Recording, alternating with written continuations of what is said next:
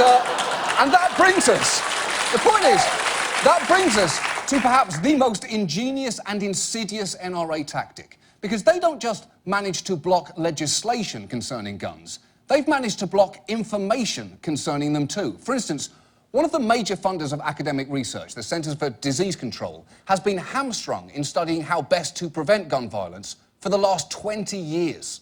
In 1996, the NRA successfully lobbied Congress to put this restriction into the CDC's budget. None of the funds made available may be used to advocate or promote gun control. Now, the CDC was already banned from advocating for gun control laws, or indeed any form of legislation. But the 1996 Dickey Amendment, named after both its sponsor, J. Dickey, and after the fact it was an extremely Dickey thing to do, had a chilling effect on the CDC funding any gun research at all. CDC funding into gun violence research has plummeted 96% since 1996 to just $100,000 of last year's $5.6 billion CDC budget. The only other things that have dropped 96% in the last 2 decades are Lycos searches and Tickle Me Elmo-related stampedes.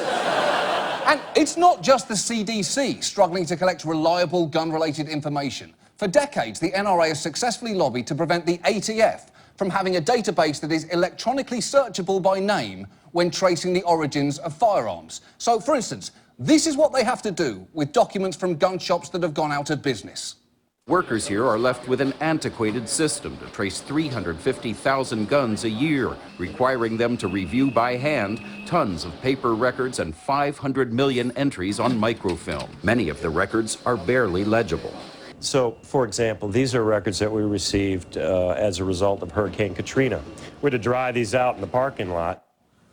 That is clearly absurd, because that does not look like a present-day record of gun ownership. It looks like the manifesto from a Spanish galleon that sank in 1610. So how the fuck has the NRA managed to accomplish all of this? Because the truth is, they're not that large an organisation. They claim they have a membership of around 5 million, but that is 3 million fewer members than Planet Fitness. And the members of Planet Fitness have almost no power. Most of them don't even have the power to actually go to Planet Fitness. And that is true. That is true. By mid-January, that place is nothing more than a storage facility for grape-coloured exercise bikes. And while the NRA does spend a lot of money lobbying, they are frequently outspent by even the NAR, or National Association of Realtors, a group of wily bastards who've somehow convinced all of us we need to live indoors like a bunch of nerds. But the real power of the NRA is in its members, who are highly motivated and can be mobilised quickly. Just look at the website of the NRA's Political Action Committee. You will find alerts for practically every piece of legislation around the country. And not just write your congressman alerts. Alerts like, the following bills are scheduled to be heard on June 14th at 9 a.m. in room 126 of the state capitol. Because they know their members often show up. And one of the reasons they're able to rally their base so effectively is they have an appealingly simple message.